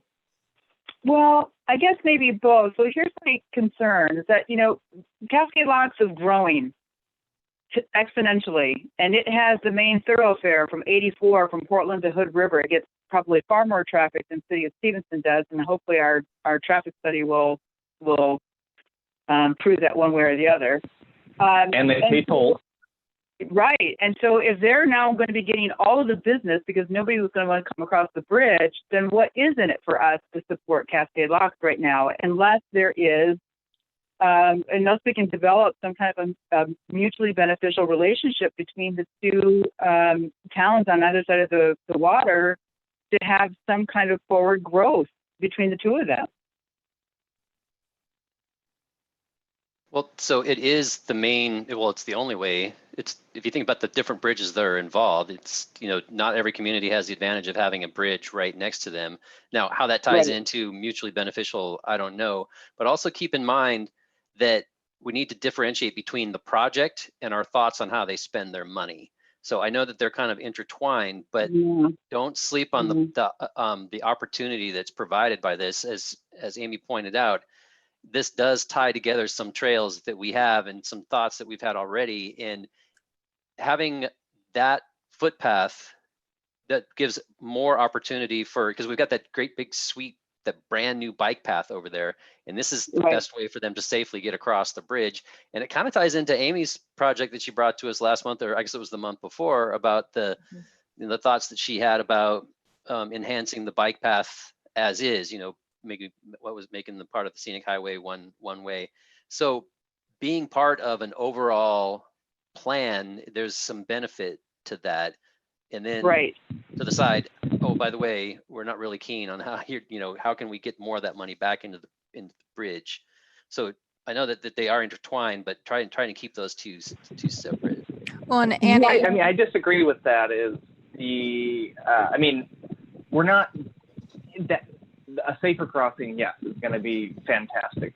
But the fact of the matter is, there is an ability to cross already. So it isn't we have nothing and we're getting that added to our community now. They are able to cross, and part of it is holding our partners accountable, and how they spend their money is a reflection on them. If that money, there's a reason that there's an expectation that bridge money gets spent on bridge with the Title 23. So I understand what you're saying, Scott, but I disagree in keeping them separate because that's a very slippery slope to use that kind of reasoning in a lot of circumstances.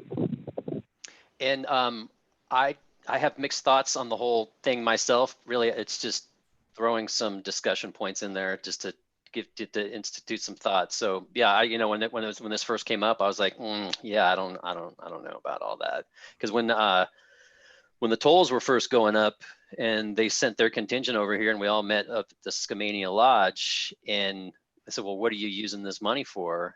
And they said, well, it's for bridge improvement, but it's also economic development. And my retort was, well, at the expense of ours. If that's going to be a filter for people coming across the bridge, well, good for you, but what about us? So you come to us as partners, but what are you really bringing to the table?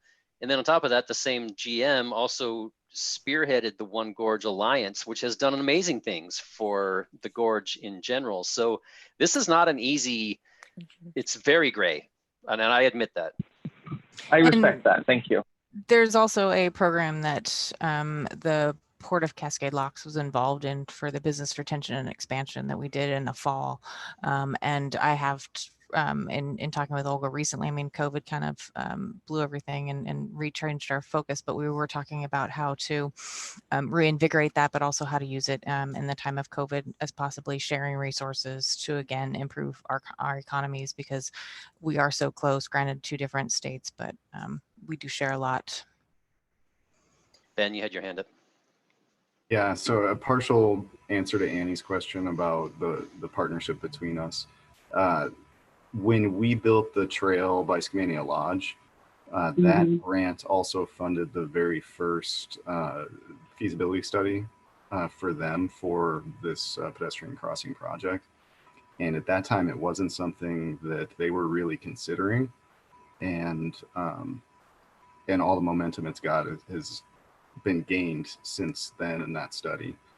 But the point I want to make is, if we look at it from their perspective, I'm guessing that they feel like their partnership with us was instrumental in us getting the funding for the trail, and that they'd be asking the same question, saying, why are they not supporting us now when we were supporting them? That doesn't get into the toll issue at all, just some backstory. Yeah. Thank you, Ben. Yeah, I think it's important for us to be a good regional partner. And I also really would like to see a bike and pedestrian path on that bridge, I think that that is in our best interest. So, I've been to their port meetings, and those guys, they'll never get around to funding that. It's not a well-run group, in my opinion.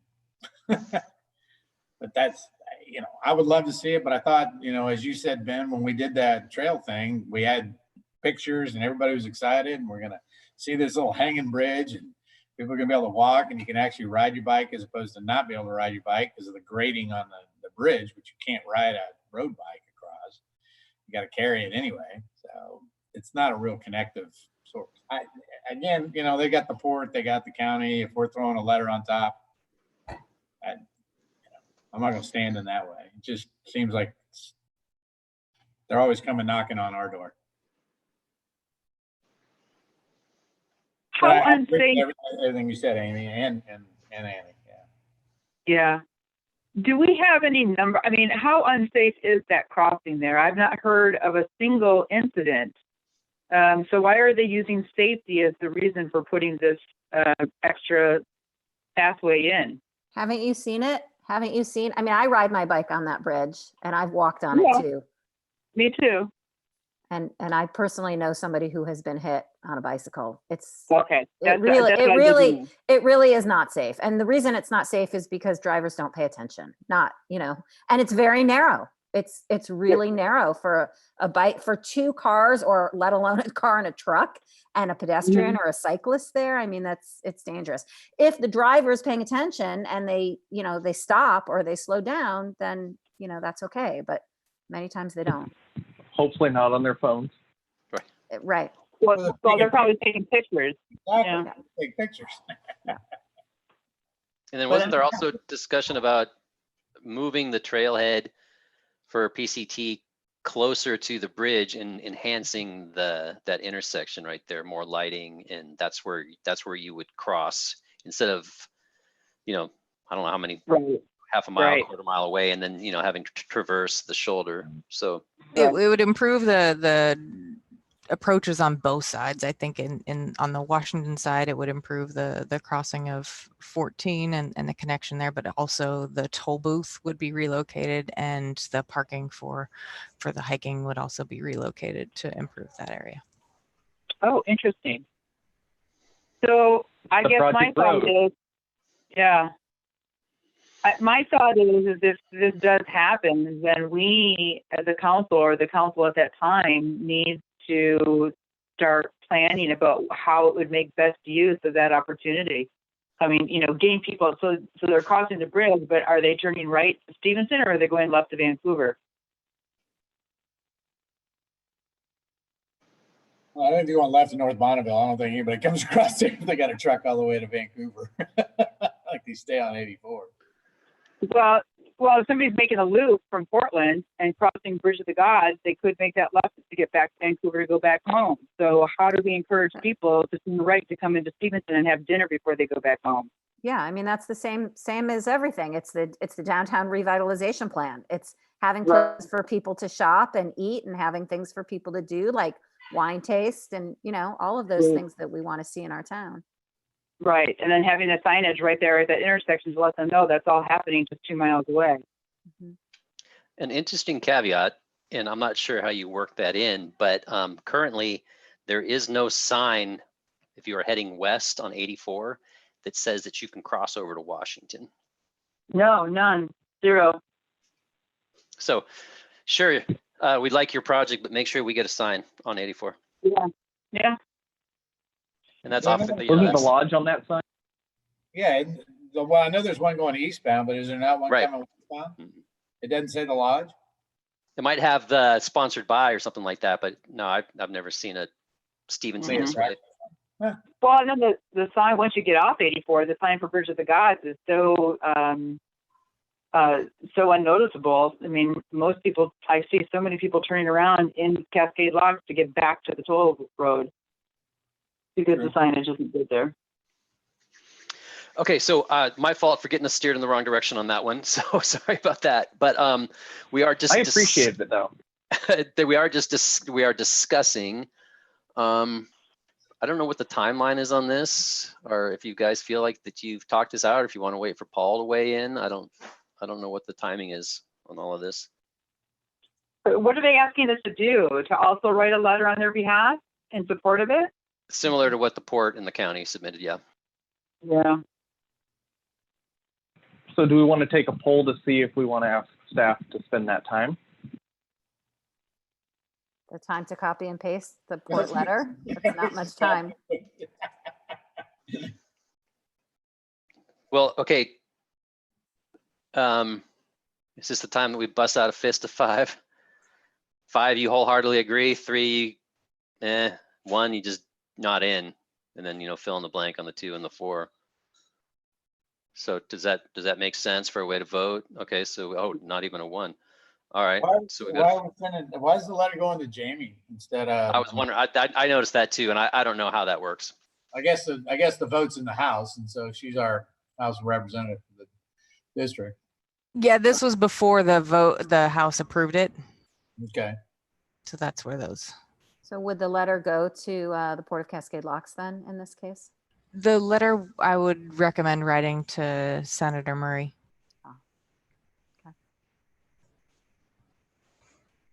All right, so we have a 5 and a 0. Robert? Sure. Send it. What? Okay, so that's. Yeah, again, I think Amy had a really good point that she's kind of turned. I'm just frustrated with the Port of Cascade Lock. So that's just nothing that's going to change my opinion there. But we have more of a leg to stand on if we send a letter of support. It gives us, at least we can pull it out of our pocket in 2 years and go, we backed you guys. What are you doing? Yeah, and we can ask for the sign. Yeah. Yeah, there you go. Why not? Annie? 4. All right. Then if you could draft a letter, we will. Do we have to bring it back to agree to sign it, or do you guys? All right. So be it. That's all right. Just to let you know, I will be sending a letter of my personal views as a member of this council. To whom? Us? To Patty Murray or to us? Murray. You won't be sending it. You won't be sending it as a member of the council. You'll just be sending it as a citizen. As my personal views as a member of this council, citing some of the minutes of past discussions, public record. We'll just make clear you're not speaking for the city. Like I said, personal views. Okay, thank you all for that. Follow up from the retreat. So I took the previous goals and modified them based on the discussion at the retreat. And so I narrowed it down to the 5 goals that council discussed. And then I also added a little paragraph at the beginning. Again, it says draft all over everything if it doesn't, it meant to, but the initial paragraph just mentions how improved communication throughout, engagement with the community, maintaining and improving our current infrastructure and assets, and then incorporating additional goals such as aggressive undergrounding and broadband where possible. I guess I wouldn't mind having at least something there, even if it's not as verbose as these other ones, that the other items that we talked about. I don't know how you guys feel about it. The again, we haven't had much time to go through most of this, and so we will be adding to as far as action items go. I mean, I know the deliberate growth strategy just as capital improvement program will add additional action items under there. Again, some of these that are highlighted on page 65, I hadn't updated from the previous goals, but they fell under the downtown planning portion, and so. That's where those stand. And also in looking at the goals, a lot of them can't just be completed in 1 year. So it's roughly 2021 to 2022 goals. And some of it was just a way to make sure that you guys knew what we were thinking, so that if you had to make a decision how to spend your time, I don't know that we made a lot of noise about when, but how to spend time is what the message is, what I got out of that. So who did I interrupt just then? Was that you, Annie, or is that Amy? That was me. I was just going to say that I concur with your suggestion. It would be nice to have the rest of the list on there, because we're not necessarily moving completely away from the rest of that list. We're just saying we have limited bandwidth, and so we're going to prioritize these. But I would like to see the rest of them listed on there too, because those things are important, and I don't want to lose sight of them over, you know, the next Especially year if we or whatever. dust this off next year, and it'd be great to have them there to consider. Mm-hmm.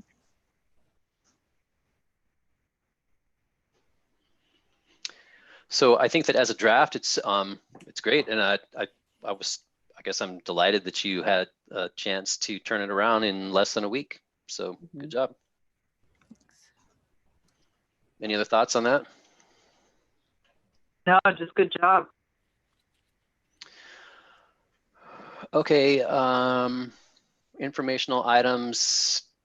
Okay, so one thing that I want to bring up on this is that I attended the Planning Commission meeting on Monday night, and they did make some movement on some of the points of discussion for the downtown plan. And make sure, I'm not going to say attend the meetings, but if you guys could take another, you know, a couple of minutes before the city council meetings to take a look at the minutes and just get a flavor for what's going on. So because things are going to start to heat up. You know, it hasn't happened. There hasn't been enough time from the last meeting until this one, but some of the discussion points from the last Planning Commission meeting will be coming up a month from now. So, and this is, you know, with the downtown plan, this is something that we've been working for a while, and this is where the rubber's going to hit the road. You know, we have to decide, you know, to listen to everybody's side and be ready to move forward. Take a risk on the success and the future of our downtown. So please take time to at least acquaint yourself with the Planning Commission.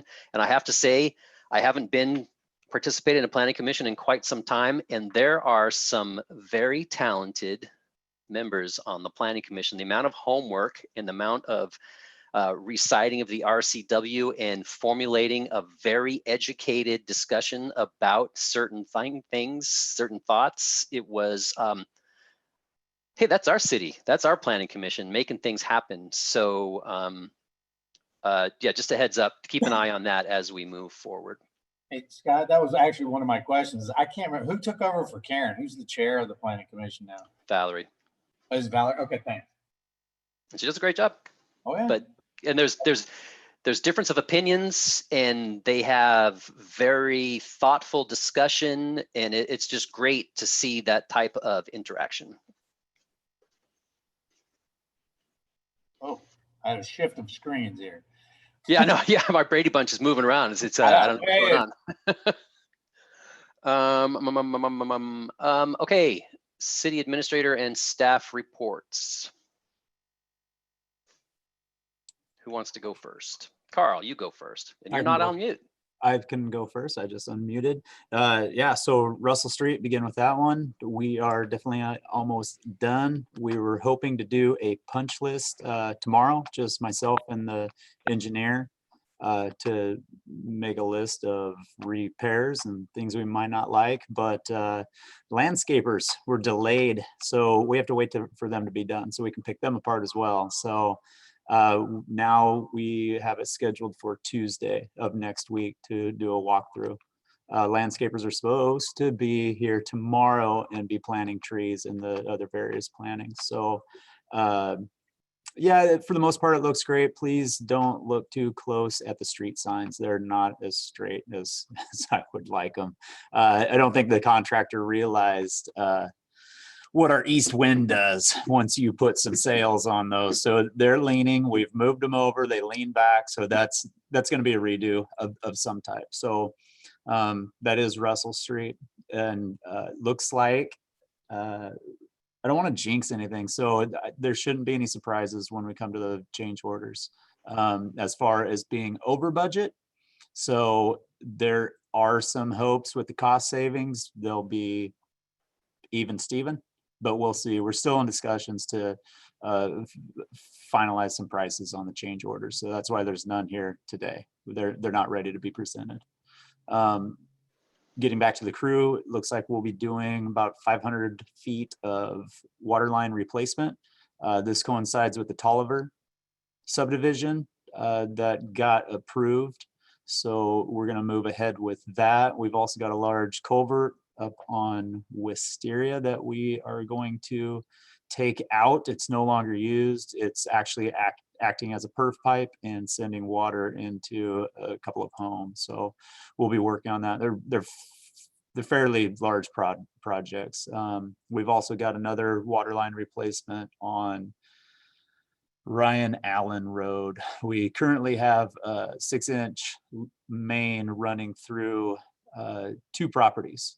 We want to abandon that line and run around it. Our predecessors already set us up for success when the lodge went in to do that. So it's low hanging fruit. We're going to grab it. Back to Russell, when do the lights get lit? And we're down to 1 wooden pole, yeah? 1 wooden pole in what I would call West Ash Alley. Yes, that CenturyLink needs to take out. We had 1 remaining wooden pole, as you know, at the bottom of Railroad that was taken out yesterday. The streets will light up for the first time tonight. So if you're out looking at the Comet, don't forget about the Comet tonight, right? Check out the street lights. So they should have been lit up last night. I was down there fiddling with some electricity that I decided to back off, and their electrician, I wanted the things to work. So their electrician came up today and fixed them. They had some wires, literally some wires crossed. So they'll light up tonight. And one thing I found out that's pretty cool. So we added electrical outlets for street trees so they can be lit up. They're on a timer. So we can time each tree, what time it comes on when that time comes. I thought that was pretty cool.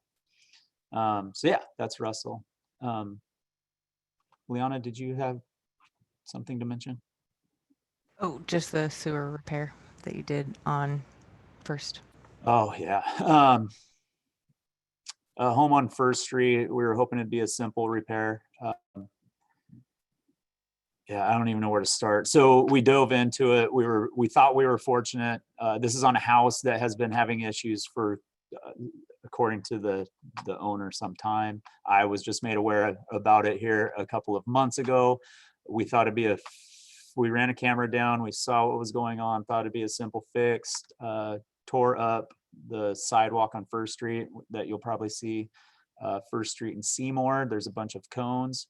We unearthed it, and what had happened was there was natural gas, 2 conduits owned by the PUD, 3 conduits owned by the city of Stevenson, and a sewer lateral at the bottom of all of it, and everything decided to sag and break the lateral. So a small job turned into a lot of time and a lot of thinking. We had the PUD come in and they helped us out by taking their boom truck, lifting up the mess. We made a saddle around everything of all the pipes to hold up, and then did our repair, backfilled properly, and it'll be buttoned up. But if you see a bunch of cones, they'll be there until we can coordinate some other concrete pours that we need to make. So yeah, it was again, took a lot of time, and kudos to the crew. It was a unique situation and they fixed it. That's about all I have. Ben? Yeah, sorry about that. Carl's also working with WSP engineers on the First Street Sidewalk and Overlook project. So they are well into their design for the grant that we got on that. 50% design is due at the end of this month, and they're on track to submit that 50% for construction next year. They're making some really good decisions on that with the potential move of Columbia Street over. They're not spending any money on vegetated curb extensions at that intersection, and just waiting for the future project there. that means that we can spend that money to really make the overlook there something that's knockout and in a place where people are going to stop and take pictures and Instagram that. So it's exciting. It's moving forward. It's one of those projects that will help us meet those goals of investing in the east side of downtown improvements and spurring development there. So that's really cool. Planning Commission meeting, like Scott was talking about, I only heard part of that. They have recommended approval of a zoning amendment to you all, with the exception of one issue where they were deadlocked. We still have a vacancy on that, so it was 2-2, and they said instead of arguing it out for them at 8:45 at night, we'll send that to City Council for their review. So we'll present that to you in August. Going to run that as a public hearing for you. Also coming up in August, you should have the submittal by FDM Development for the relocation of the pathway out there and the lot lines there. So that's coming forward. What else are we working on? We're trying to close out some of the previous grants to move forward into the next project. So that is closing out the curb grant that we did for the alternative analysis for pretreatment at the port. We'll be finishing that up. We're also expected to get our initial comments from Department of Ecology on our shoreline management program. That's something that was adopted by the City Council in December of 2018. They are just now getting to review that and submit comments. So that's another project that's coming to you. And also we'll start moving forward on the downtown, well, I guess citywide street tree evaluation and management planning, and the residential capacity grant that we got from Department of Commerce to look at the next zoning amendment. So that amendment will look at adding places where residential construction can happen with the overall goal of increasing it to bring down overall housing prices. So one of those is going to be Public Works and City Administration heavy, looking at the policies to extend water and sewer outside of city limits, which is currently prohibited by you all, finding a way to allow that and tying it to some contract for annexation or something in the future. The others will be zoning issues where we'll look at the minimum densities in the R2 and R3 districts.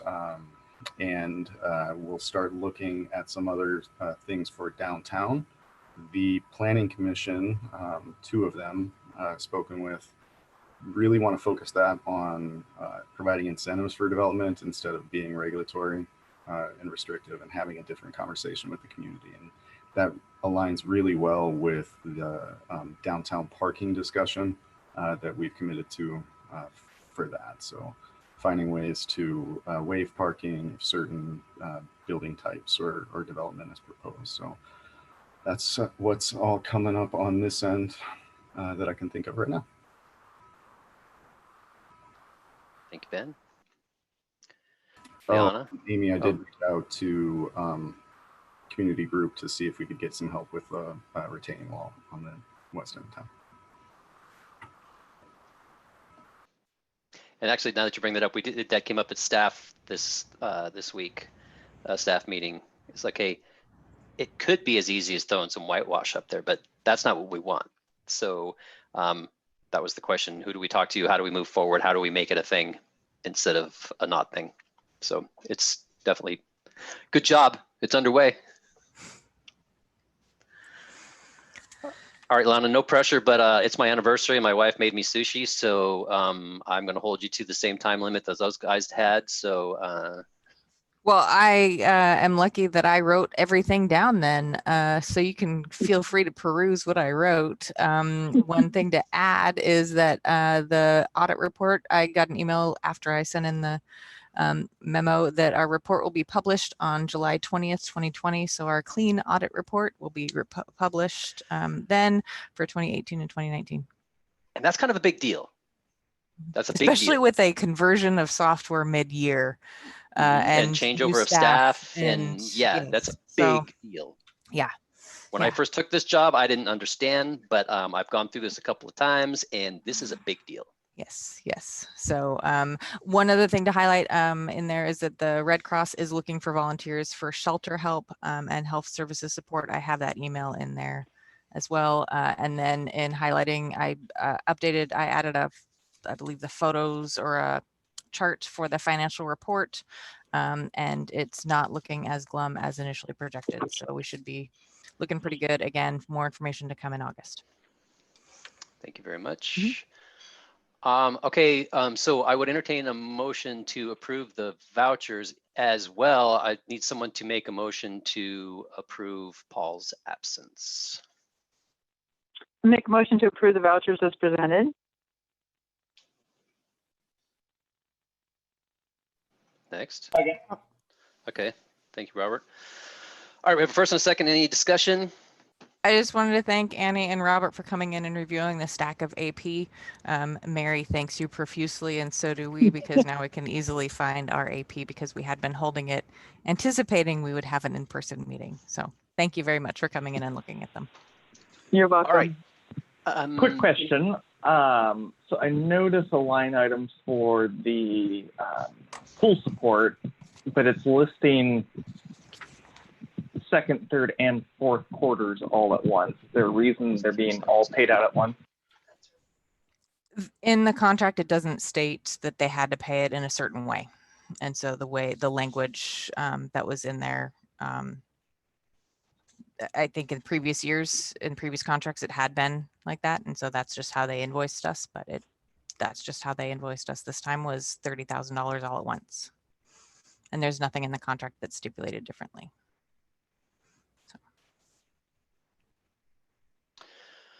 All right, for the vouchers, roll call style, aye or nay, Amy? Aye. Robert? Aye. Annie? Aye. And Matthew? Nay. All right, thank you. But I will also make a motion to approve Paul's absence. Oh, perfect. Took it right out of my mouth. All right, got it first. Second. All right, aye or nay, Amy? Aye. Robert? Aye. Annie? Aye. And Matthew? Aye.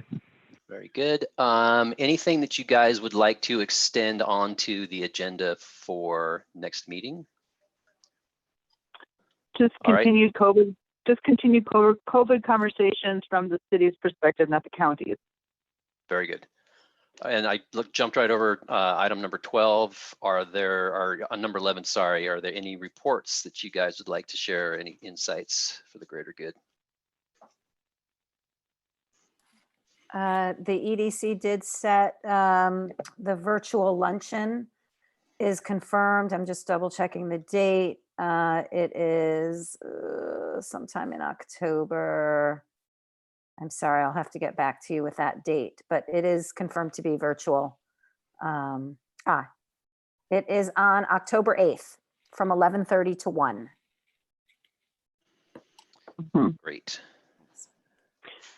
And Amy, I thought I saw that you could, those of us who bought tickets for the in-person event could possibly donate their ticket money to that cause. Is that true?